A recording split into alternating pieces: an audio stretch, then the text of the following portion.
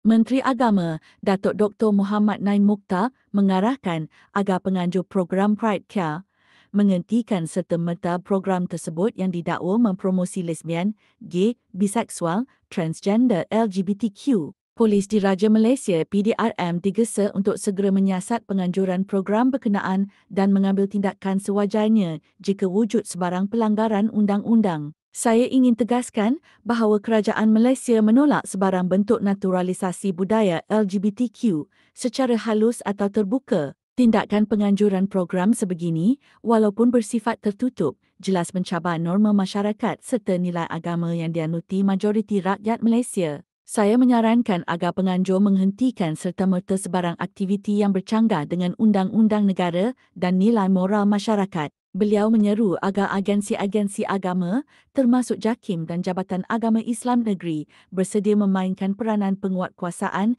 khususnya jika melibatkan penyertaan umat Islam. Kerajaan Madani akan terus menjunjung prinsip maqasid syariah dalam tadbir urus negara demi memelihara agama, akhlak dan maruah umat. Budaya songsang tidak akan pernah menjadi norma di bumi Malaysia.